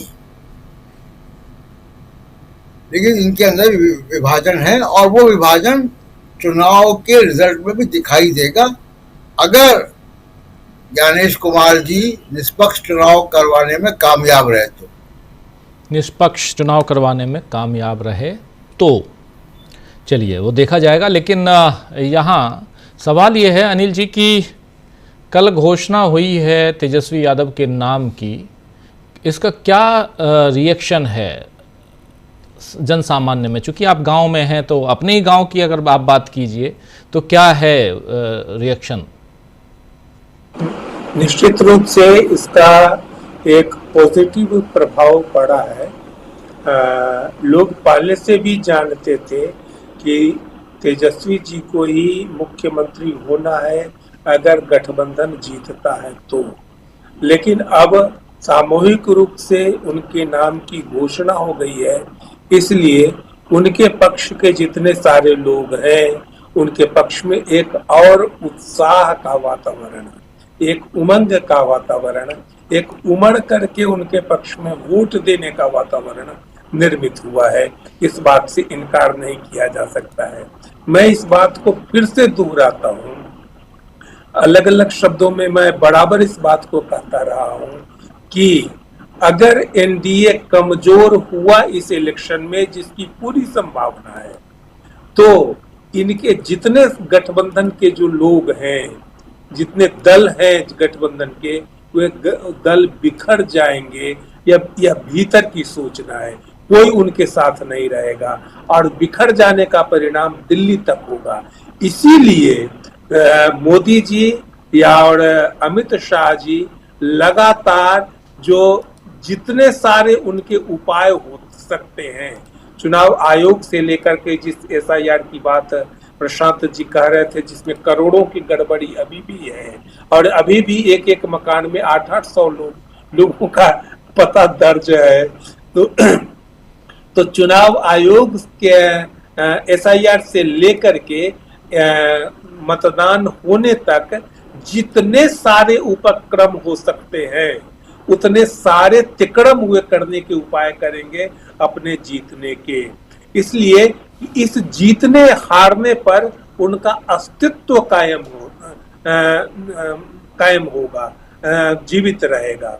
अगर वे हार जाते हैं तो उनका अस्तित्व समाप्त हो जाएगा, अगर वे जीतते हैं तो फिर आगे की राह उनके लिए खुलेगी। इसलिए वे सारे तिकड़मों का उपयोग करके इस चुनाव को जीतने की कोशिश करेंगे। इसमें जो गठबंधन के जो सदस्य दल हैं, उन लोगों की भूमिका और ज्यादा बढ़ जाती है कि वे लोग मिलजुल करके आपस में लड़े। कई जगह आपस में टकरा भी गए हैं कि वह मिलजुल करके लड़े। और हमको गठबंधन की कमजोरियों की भी चर्चा करनी चाहिए कि मैं यहाँ पर जो महसूस कर रहा हूँ कि ग्राउंड लेवल पर, बूथ लेवल पर जो मैनेजमेंट होना चाहिए, वह मैनेजमेंट गठबंधन की ओर से उतना मजबूत मुझे नहीं दिखाई पड़ रहा है। इसके लिए मैं आपके चैनल से गठबंधन के साथियों को, दलों को का आह्वान भी करता हूं कि वे इसकी तरफ भी ध्यान दें। चुनाव दो तीन बातों से लड़ी जाती है, एक ग्राउंड लेवल मैनेजमेंट से, बूथ लेवल मैनेजमेंट से, और एक अवधारणा के प्रसार से। कि मुझे लगता है कि अवधारणा के मामले में जो गठबंधन है वह एनडीए की अपेक्षा ज्यादा मजबूत हो रहा है। आप ही कह रहे हैं कि वो कह रहे हैं कि डाटा देख लो और हमको वोट दे दो, तो यह तो कोई भी सुनेगा तो हंसेगा ही कि ये पागल की तरह ऐसा क्या कर रहे हैं कि मोबाइल देखो हमको। और कहा भी जाता है कि दुनिया में सबसे ज्यादा यहीं पर है, सो लोग मोबाइल में देखते हैं, पता नहीं, कोई रिसर्च नहीं होता है, कोई काम नहीं होता है, और यहीं पर लोग मोबाइल देखते हैं, मतलब यूट्यूब फेसबुक ही देखते हो। और नेहरू मुसलमान थे और 99 साल के लिए यह देश आजाद हुआ था, यह सब जानते होंगे मोबाइल देख देख करके। तो इसी के लिए वे मोबाइल पर जोर भी दे रहे हैं कि व्हाट्सएप पर या फेसबुक के माध्यम से वे अपने एजेंडा को, इस तरह बरगलाने वाले एजेंडा को वे लोगों के पास पहुंचाते हैं, इसीलिए वे इस बात पर जोर भी दे रहे हैं जी। तो मुझे लग रहा है कुल मिलाकर के कि इस बार के चुनाव में जो परिस्थितियां आज तक दिख रही हैं, और अगर कोई विशेष तिक्रम नहीं हुआ तो एनडीए समाप्त होने वाला है, एनडीए बुरी तरह समाप्त होने वाला है, और इसका प्रभाव आपको दिल्ली की सरकार पर भी दिखाई पड़ेगा। और ये सारे लोग, मुझे आज भी लगता है कि नीतीश जी ज्यों ही देखेंगे कि भाजपा को कमजोर देखेंगे, वे सड़क करके उस पार चले जाएंगे। मुझे आज भी लगता है यह बात पर विश्वास होता है, और दूसरे लोग भी यह करेंगे। तो एनडीए की यहाँ पर करारी हार होने वाली है, ऐसी परिस्थितियां यहाँ पर दिखाई पड़ रही है। थोड़ा सा वही बूथ मैनेजमेंट पर ज्यादा कुछ ध्यान देने की जरूरत हमको लगता है कि गठबंधन को देना चाहिए। जी जी जी। सुनील जी, आप इसको कैसे देखते हैं?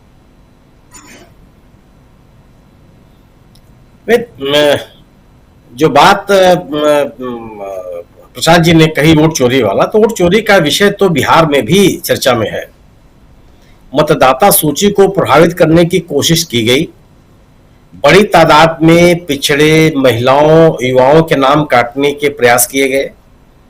इस बात की कोई कोशिश नहीं की गई कि जो लोग मतदाता सूची में हैं उनका नाम मतदाता सूची में बना रहे। लेकिन ये जरूर है कि जो भारतीय जनता पार्टी घुसपैठियों के नाम पर एक परसेप्शन बनाना चाहती थी, अब वह खुद महसूस कर रही है कि ये बात बनने वाली नहीं है। आज आप मोदी जी के भाषण में एक बार भी घुसपैठियों का उल्लेख नहीं सुनेंगे। अब पूरा भाषण सुन लीजिए, मैं बड़े ध्यान से सुन रहा था कि किन किन मुद्दों को उठा रहे हैं। एक बार भी उन्होंने घुसपैठियों का नाम नहीं लिया कि घुसपैठी हैं, घुसपैठियों की जो बात बीजेपी कहती रही है उसकी चर्चा मोदी जी ने नहीं की, क्योंकि ये इस बात का एहसास हुआ उनको है। मुझे लगता है भारतीय जनता पार्टी को भी है, हालांकि अमित शाह साहब इसका उल्लेख जरूर करते हैं, लेकिन भारतीय जनता पार्टी को यह भी है कि घुसपैठियों के नाम पर जो पोलराइजेशन की बात की जा रही थी वो नहीं सफल होने वाली है, बल्कि घुसपैठियों के उल्लेख से जो वोट चोरी वाला मुद्दा है वो ज्यादा चर्चा में आ जा रहा है। एसआईआर का जो दुष्परिणाम है, एसआईआर को लेकर के जो लोगों के मन में नाराजगियां हैं वो अब लोगों के जहन में आ रही हैं कि आपने घुसपैठियों के नाम पर एसआईआर कराया, राज्य के पूरी जनता को आपने लाइन में खड़ा कर दिया, बड़ी तादाद में 70 लाख लोगों के नाम मतदाता सूची से काट दिए गए, जिससे बड़ी संख्या में महिलाएं हैं, युवा वर्ग के लोग हैं। पहली बार के मतदाताओं को नाम मतदाता सूची में शामिल करने का कोई अभियान नहीं चलाया गया। इस तरह की बातें लोगों के बीच में है और ये चर्चा में है। तो इसलिए जो एसआईआर का मुद्दा संयुक्त विपक्ष ने, महागठबंधन के लोगों ने उठाया, यह लोगों के विमर्श में है और ये चर्चा में है। इसके चुनावी असर से आप इसको इनकार नहीं कर सकते। निश्चित रूप से महागठबंधन की स्थिति राजनीतिक रूप से बेहतर मैं इसलिए ही मानता हूं कि एनडीए में भारतीय जनता पार्टी कभी नहीं चाहती है कि जेडीयू मजबूत हो, और एनडीए के बीजेपी के साथ साथ चिराग पासवान भी नहीं चाहते हैं कि जेडीयू मजबूत हो, उपेंद्र कुशवाहा भी नहीं चाहते हैं कि नीतीश कुमार मजबूत हो, जेडीयू का वर्कर भी नहीं चाहता है कि भारतीय जनता पार्टी मजबूत हो, उपेंद्र कुशवाहा जी, मांझी साहब भी ये नहीं चाहते हैं कि बीजेपी मजबूत हो। एक एनडीए का जो संघर्ष है एक दूसरे को ताकत देने की नहीं है, बल्कि एक दूसरे के खिलाफ, एक दूसरे को कमजोर करने की कोशिश है। और यह बात कई बार सामने आई है कि भारतीय जनता पार्टी का मतदाता 100% या बड़ी तादाद में जेडीयू को वोट नहीं देता। यह 2020 के विधानसभा चुनाव, 2024 के लोकसभा के चुनाव पे बाकायदे इसका आप आकलन कर सकते हैं कि जो समर्थक वर्ग है बीजेपी का, वह जेडीयू के साथ नहीं जाना चाहता, वह चिराग पासवान के साथ भी नहीं जाना चाहता। उसके साथ है कि हमारी पार्टी मजबूत होनी चाहिए, हमारा संगठन मजबूत होनी चाहिए। उनका जो एजेंडा है हिंदुत्व का और राष्ट्रवाद का, वह चलना चाहिए। राष्ट्रवाद के मुद्दे से ही भारतीय जनता पार्टी इस बार अपने आप को दूर रखते हुए दिखाई पड़ी। मोदी जी के आज के भाषण में एक बार भी ऑपरेशन सिंदूर की चर्चा नहीं हुई, एक बार भी उन्होंने सेना के पराक्रम का उल्लेख नहीं किया, एक बार भी उन्होंने अपने आप को ये नहीं बताने की कोशिश की कि किस तरह का पराक्रम ऑपरेशन सिंदूर के दौरान उनकी सरकार ने दिखलाया। कोई चर्चा नहीं हुई। इन दोनों मुद्दों से मोदी जी अपने आप को अलग करते हुए दिखाई पड़े, जो उनका मूल राजनीति करने का आधार है, ध्रुवीकरण और राष्ट्रवाद। क्योंकि बिहार में ये दोनों मुद्दे अपील नहीं कर रहे हैं, बल्कि इसकी नकारात्मक प्रतिक्रिया है। दूसरी तरफ जो महागठबंधन है वह अपने मुद्दों के साथ है, वो रोजी रोजगार की बात कर रहा है जो लोगों को अपील कर रही है, वह रोजगार देने की बात कर रहा है, समाज के पिछड़े, अति पिछड़े, अति दलित लोगों को समाज की मुख्य धारा में लाने की बात कर रहा है जो लोगों को अपील कर रही है, शिक्षा और स्वास्थ्य की बात कर रहा है जो लोगों की अपील कर रही है। आखिर क्यों लोग भागेंगे? अगर शिक्षा पटना में उपलब्ध हो, सारण में उपलब्ध हो, सासाराम में उपलब्ध हो, भागलपुर में उपलब्ध हो, तो लोग कोई आदमी क्यों जाएगा बनारस, क्यों जाएगा लखनऊ, क्यों जाएगा दिल्ली? वो अपने शहर में पढ़ेगा। लेकिन पिछले 20 सालों में आप शिक्षा को बेहतर करने की स्थिति तो नहीं की। केंद्रीय विश्वविद्यालयों को आपने भले खोला हो, लेकिन केंद्रीय विश्वविद्यालयों की स्थिति किस तरह की है, उससे फैकल्टी किस तरह की है, जो विश्वविद्यालयों के आधारभूत संरचनाएं हैं वो कैसी हैं, जन स्वास्थ्य को बेहतर रखने के लिए आपने वादे तो बहुत किए क्या?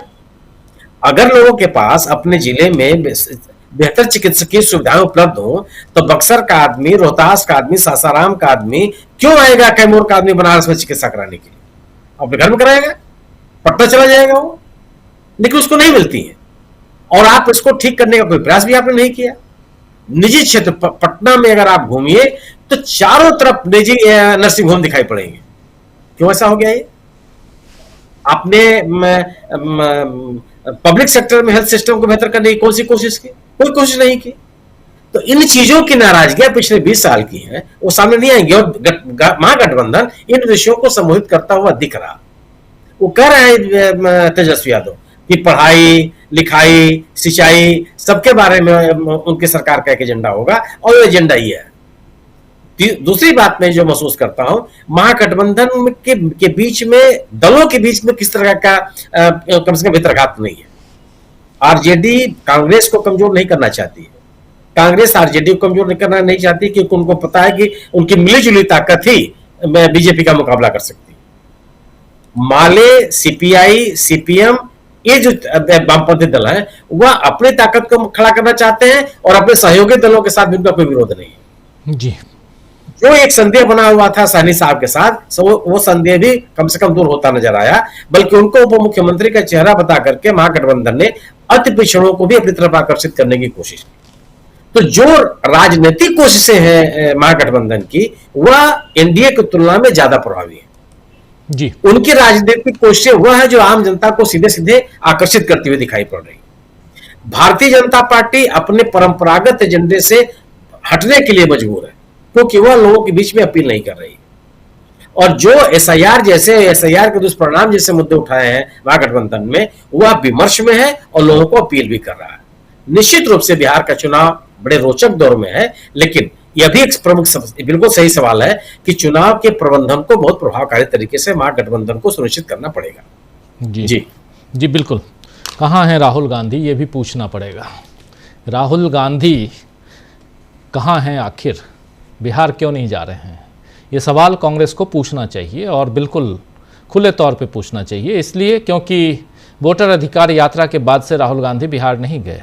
उससे पहले राहुल गांधी 6 बार बिहार जा चुके थे।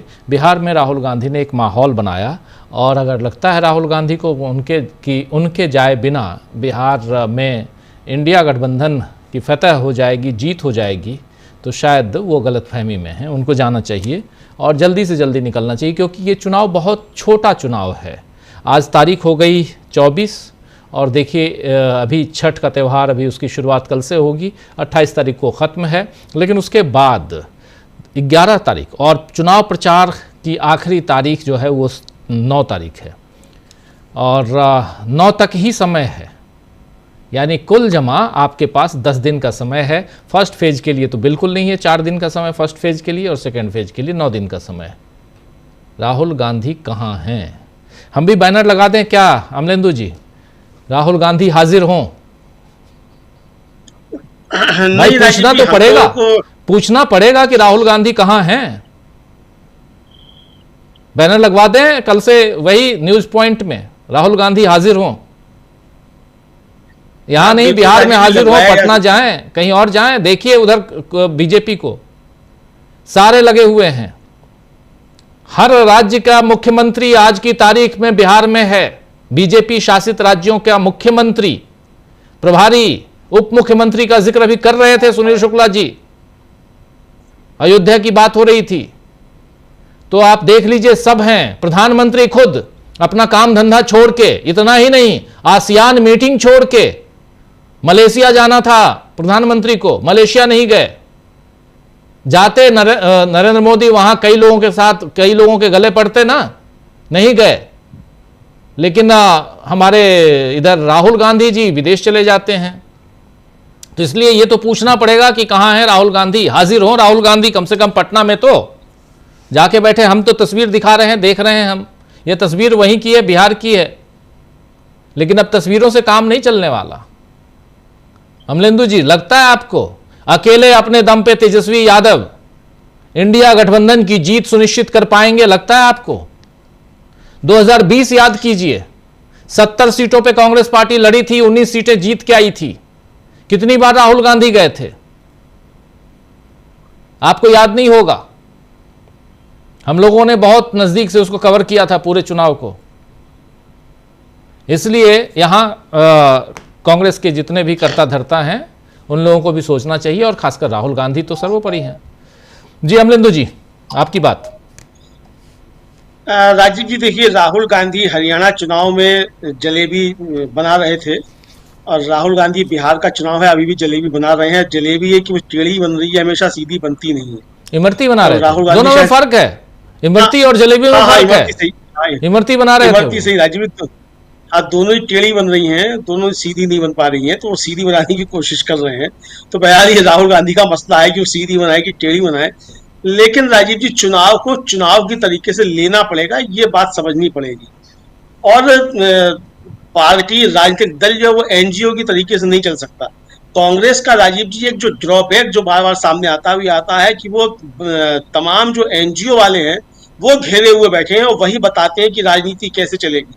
और ये राजीव जी एक बड़ा संकट का दौर है कि जिस समय एक अच्छे विपक्ष की आवश्यकता है, तो उस समय एनजीओ वाले घेर के जो है एक अच्छे खासे राजनीतिक दल को, 140 साल पुरानी पार्टी होने जा रही है, उसको एक एनजीओ में तब्दील करने पर तुले हुए और इतने ताकतवर है कि टिकट भी निर्धारण एनजीओ वाले ही करने लगे हैं। तो ये कुछ दिक्कतें तो राजीव जी दिखाई पड़ती हैं। बहरहाल वो अब कांग्रेस का अपना अंदरूनी मसला है कि वो एनजीओ वालों से चलवाए कि कॉर्पोरेट के लोगों से चलवाए, वो उनका मसला है। लेकिन हमारी इच्छा यही है कि एक ऐसा राजनीतिक दल जो भारतीय जनता पार्टी को राष्ट्रीय पैमाने पर टक्कर दे सकता है और जो सही मायनों में एक राष्ट्रीय दल है और आज भी जिसका कार्यकर्ता गली गली मोहल्ले मोहल्ले में देश भर में मौजूद है, सही मायनों में जो एक राष्ट्रीय राजनीतिक दल है वो एक राजनीतिक दल बना रहे और इस देश के लोकतंत्र को बचाने की लड़ाई जो है जो लड़ी जाती है, तो राहुल गांधी जिस लड़ाई को लड़ रहे हैं तो वो लड़ाई वास्तव में एक राजनीतिक दल के तौर पर लड़ी जाए। सेमिनार में जाकर भाषण देना और बुद्धिजीवियों से मिलना बहुत अच्छी बात है, बुद्धिजीवियों से मिला जाना चाहिए, बुद्धिजीवियों की बातें भी सुनी जानी चाहिए। लेकिन सवाल ये है कि जो सड़क पर बैठा हुआ आम आदमी है वो कितना आपकी बातों को ले रहा है, उस पर जब अगर काम नहीं होगा, आप सेमिनार में भाषण दे आएंगे और सेमिनार में भाषण देने के बाद अगर आपका कार्यकर्ता जमीन पे जाकर वो संदेश अगर जनता तक नहीं पहुंचाएगा तो वो सेमिनार सब बेकार है, किसी मतलब के नहीं है, मुझे ऐसा लगता है। बाकी जाहिर सी बात है कि एक बड़ा राष्ट्रीय दल है, उनके पास पूरा एक मैकेनिज्म है, हार्वर्ड से आए हुए तमाम उनके पास और कैम्ब्रिज से आए हुए और जेएनयू से तमाम आए हुए कॉर्पोरेट कल्चर से आए हुए बहुत सारे हैं लोग जो डेटा का भी एनालिसिस करते हैं, रणनीतियां भी बनाते हैं, और फिर जब चुनाव हो जाता है तो बताया जाता है कि इनकी वजह से ही सरकारें बन गई थी, डेटा एनालिस्ट की वजह से। कई कई लाख पर की तनख्वाह पर रखे जाते हैं, प्रशांत किशोर भी हायर किए जाते हैं, बताया जाता है 500 करोड़ पे हायर किए गए थे कभी प्रशांत किशोर, हमें नहीं मालूम कितने भी किए थे कितने भी नहीं किए गए थे, लेकिन चर्चाएं हैं। लेकिन वो उनकी अपनी समस्याएं हैं, वो अपने निपटे कुछ भी करें। लेकिन एक लड़ाई जो राजीव जो इस समय लड़ी जानी है, और जाहिर सी बात है कि अगर बिहार का चुनाव की तरीके से नहीं लड़ा जाएगा तो फिर आगे संकट ज्यादा होंगे। और बिहार का चुनाव महत्वपूर्ण इसलिए ज्यादा है कि ये राजनीति सिर्फ बिहार का निर्धारण नहीं करेगा। बिहार अगर भारतीय जनता पार्टी और एनडीए जीत कर आता है और नीतीश कुमार को मक्खी की तरीके से निकालकर भारतीय जनता पार्टी बाहर फेंक देती है, तो आप मानकर चलिए कि आने वाले जो अमित शाह कह रहे थे कि हम 50 साल राज करेंगे, 50 साल नहीं फिर वो 500 साल राज करेंगे, क्योंकि फिर उनके पास तरकीब आ जाएगी किस तरीके से जो है कब्जा करके रखना है सरकारों पे, और किस तरीके से चुनाव जीते जाने, वो मैकेनिज्म आ जाएगा। अब राहुल गांधी ने वोट चोरी को लेकर जो निकाला वो चीजें सामने आ रही हैं। प्रशांत जी ने जिसका जिक्र किया राजीव जी, वो कल हम लोगों ने अपना वीडियो बनवाया भी है, उस पर बना है कि किस तरीके से वहां हुआ अलग सीट पर सीआईडी ने किस तरीके से गिरफ्तारियां की हैं। सब कुछ तो वही हो रहा है, सब कुछ तो वही आ रहा है जो राहुल गांधी कह रहे हैं, लेकिन राहुल गांधी को धरातल पे आना होगा। मैं यही तो कह रहा हूं, जब मैं ये बात करता हूं तो कांग्रेस के आधे लोग मुझसे नाराज हो जाते हैं कि आपने राहुल गांधी के ऊपर सवाल क्यों उठा दिए, राहुल गांधी के ऊपर सवाल क्यों करते हो। भाई राहुल गांधी जी, चुनाव का वक्त है, 10 दिन का से भी कम का वक्त बचा है, आपको बिहार में होना चाहिए। आप स्टार प्रचारक हैं, आपकी बातें लोग सुनते हैं। आप देखिए, आपके कारण आज उत्तर प्रदेश में समाजवादी पार्टी के पास 37 सांसद हैं। वो अगर अखिलेश यादव को अगर ये गुमान होगा कि उनके कारण 37 सांसद आ गए लोकसभा में, तो ये वो गलतफहमी में है। ये राहुल गांधी का वो करिश्मा है, जिस करिश्मा के तहत वो दक्षिण से उत्तर तक और पूरब से पश्चिम तक पैदल यात्रा करके आए थे, वो करिश्मा है। तो इसलिए ये काम करना होगा। ये इसलिए कह रहा हूं मैं, किसी की भक्ति भाव में यहां जो अंधभक्ति होती है उसमें नहीं हूं। एक पत्रकार होने के नाते यहां विश्लेषण कर रहा हूं। विश्लेषण में साफ दिखाई दे रहा है कि एक पक्ष मेहनत कर रहा है, मेहनत इस ढंग से वो डेटा बेच रहा है, वो आटा नहीं बेच रहा है, डेटा बेच रहा है। अभी आप आटा की बात कर रहे थे, वो डेटा बेच रहा है, बेचने दो, लेकिन आप तो कम से कम आटे की बात करो जाके। कौन करेगा आटे की बात? 2 से भले 2 + 2 = 4 होता है ना, वहां आप तेजस्वी यादव को अकेले छोड़ दिए हो। अब देखिए कृष्णा अल्लावरू, अब जरा उनका नाम भी ले लेता हूं, कृष्णा अल्लावरू। अब यहां मैसेज इस ढंग से फैलाया गया, मेरे से एक आध लोग कमेंट बॉक्स में पूछ भी रहे थे कि कृष्णा अल्लावरू को हटा दिया गया यूथ कांग्रेस के प्रभारी से। अरे भाई, कृष्णा अल्लावरू का कद बढ़ा दिया गया है, हटाया नहीं गया है। उनका कद बढ़ा दिया गया, उनको यूथ कांग्रेस से नॉर्मल कांग्रेस में ले आया गया, उनको पूरा का पूरा चुनाव का प्रभारी बनाया गया वहां बिहार का। अब कहा जा रहा है कि उन्होंने टिकट बांट दिए, टिकट बेच दिए। अब ये संघियों की भाषा को जो संघी जो ऐसे नरेशंस आगे बढ़ाते हैं, ऐसे नैरेटिव्स गढ़ते हैं ताकि कांग्रेस पार्टी यहां डाउन हो, वैसी भाषा को कांग्रेस के समर्थक भी अगर आगे बढ़ाएंगे तो फिर तो भगवान भला करे। इसलिए यहां पर बहुत, और ये बातें हम क्यों कहें भाई, एक विश्लेषक होने के नाते तो हम ये बात कर सकते हैं अमलेंदु जी, लेकिन ये सारी बातें करने के लिए कांग्रेस के नेताओं को आगे आना होगा ना। कांग्रेस के नेता तो आगे आते नहीं है, उनको गोदी मीडिया दिखाई देता है, उनको वही दिखाई देगा, वही सुबह से शाम तक। और उसके अलावा उनका जो युद्ध क्षेत्र है वो क्या है, आप प्रशांत टंडन जी अच्छे से जानते हैं, वो एक्स है यानी ट्विटर है।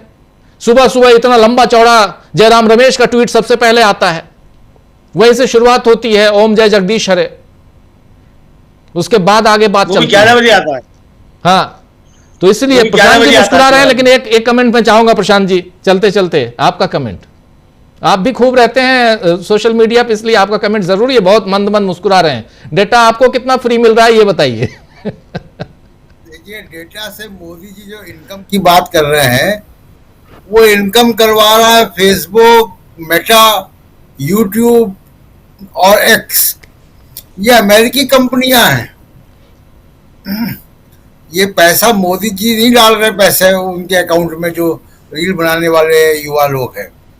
जहां तक बात देखिए कम्युनिकेशन डिपार्टमेंट की है, तो कम्युनिकेशन, क्योंकि मैं तो कम्युनिकेशन का प्रोफेशनल भी हूँ और कम्युनिकेशन की बड़ी जिम्मेदारियां निभाई हैं मैंने, तो मैं जहां समझ सकता हूँ कि कम्युनिकेशन का दायरा बहुत बड़ा होता है।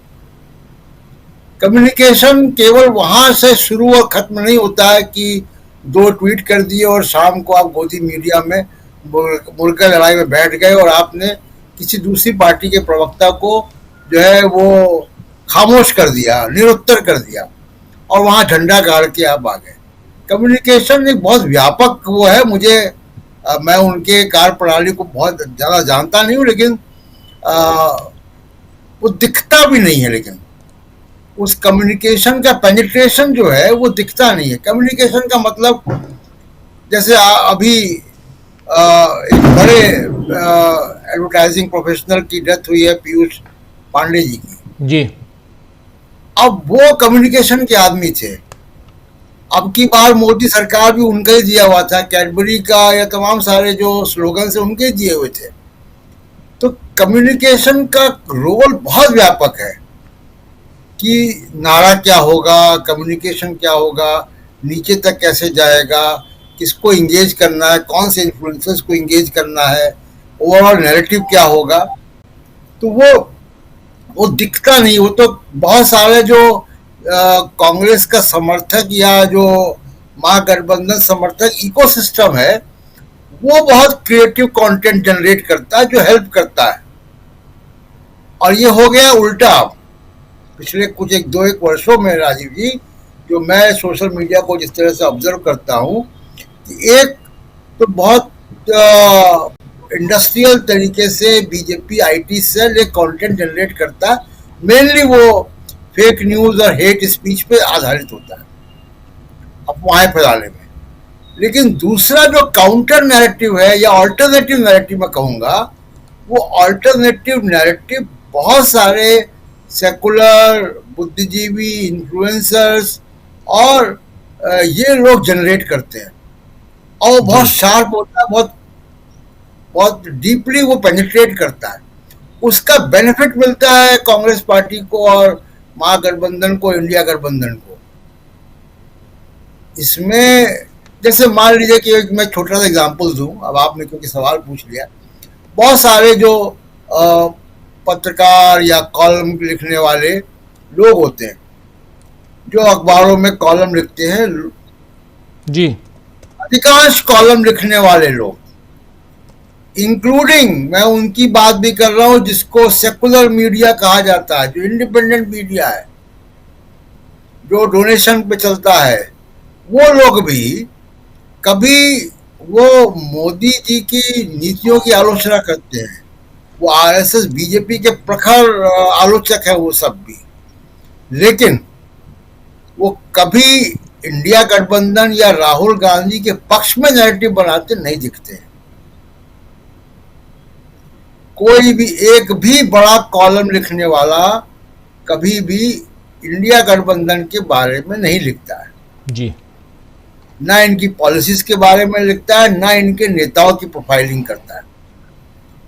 तो अब जब मैं किसी एक बड़ी संस्थान में कम्युनिकेशन को देखता था तो उस वक्त मेरा प्रयास ये होता था कि ये जो लीडर पेज में है, जिस संपादकीय पन्ने पर लिखने वाले लोग हैं, वो हमारे बारे में लिखे, हमारे कॉज के बारे में लिखे, हमारे एजेंडा पे लिखे, और उससे एजेंडा सेट होता है। आप एक भी कॉलम लिखने वाला व्यक्ति राष्ट्रीय अखबारों में नहीं दिखा सकते जो कि कांग्रेस या महागठबंधन या इंडिया गठबंधन के पक्ष में माहौल बनाता हुआ या उनकी बात कर रहा हो। जैसे मान लीजिए कि कल जो प्रेस कॉन्फ्रेंस हुई है तेजस्वी यादव की, वो तेजस्वी यादव की प्रेस कॉन्फ्रेंस एक युवा नेता इतनी प्रॉमिसिंग वो शब्दावली के साथ और प्रॉमिसिंग जो है वो वादे कर रहा है, जो बिहार को अगली जो स्केप वेलोसिटी बिहार को चाहिए 21st सेंचुरी का बिहार बनाने के लिए वो आवश्यक है। लेकिन क्या एक भी ऐसे कमेंटेटर्स ने, बड़े कमेंटेटर्स ने इसके बारे में लिखा? नहीं लिखा। जी। उनके अपने लोग, जैसे मान लीजिए कि प्रोफेसर मनोज झा आर्टिकल लिख देते हैं या चिदम्बरम जी का कॉलम है, उसके अलावा इंडिपेंडेंट लोग नहीं लिख रहे हैं। तो ये मुझे लगता है कि कांग्रेस के कम्युनिकेशन डिपार्टमेंट के एजेंडा में शायद ये नहीं होगा, जो भी। जी बिल्कुल बिल्कुल। आप बात कर रहे थे पीयूष पांडे जी का, आज उनका निधन हो गया। पीयूष पांडे को हम लोग उस जमाने से याद करते हैं जब मिले सुर मेरा तुम्हारा, याद होगा दूरदर्शन पे आता था, वो उन्होंने ही लिखा था, मिले सुर मेरा तुम्हारा तो सुर बने हमारा। उसमें कई गायक गायिकाओं ने गाया था, बहुत बहुत सुंदर। उसके अलावा पल्स पोलियो का आप अभी जिक्र कर रहे, दो बूंद जिंदगी की, दो बूंद जिंदगी की, वो था। और फिर नरेंद्र मोदी को जीवन, बिल्कुल नया जीवन देना, अब की बार मोदी सरकार, ये नारा नरेंद्र मोदी के लिए, ये भी उन्हीं का लिखा हुआ था, अब की बार मोदी सरकार। तो ऐसे बहुत सारे थे। पीडीलाइट वो जो है फेविकॉल, ये फेविकॉल का जोड़ है, ये जी, ये फेविकॉल का जोड़ है। कैडबरीज के लिए कुछ खास है, हमारा बजाज, ये भी बजाज के लिए। तो बहुत शानदार। तो और फिल्में भी। और सबसे बड़ी चीज, आप कई सारे हमारे साथी जानते होंगे, पीयूष पांडे इला अरुण के भाई थे। इला अरुण काफी फेमस हुई थी चोली के पीछे क्या है गाने के साथ, याद होगा। तो ये एक छोटी सी, क्योंकि आज चूंकि उनका निधन हो गया और संक्रमण से गुजर रहे थे, उनको श्रद्धांजलि भी। और लेकिन एक खास अंदाज में वो लिखते थे। कम्युनिकेशन की बात कर रहे थे प्रशांत जी, तो कम्युनिकेशन में क्या कुछ चाहिए, और कोई भी पार्टी हो उसको भी कम्युनिकेशन तो उसके लिए सबसे ज़्यादा ज़रूरी है। और एक बहुत महत्वपूर्ण बात जो प्रशांत जी कह रहे थे कि आखिर लिखा किसने, कल बहुत ही शानदार, बहुत सधे हुए लैंग्वेज में, अच्छी भाषा में कल तेजस्वी यादव ने उस प्रेस कॉन्फ्रेंस को संबोधित किया है। बहुत शानदार शब्दों का इस्तेमाल किया है। हम लोग चूंकि शब्दों को गढ़ते हैं, खुदाई करते हैं उसकी शब्दों की, इसलिए यहां पर वो बात कह रहा हूं।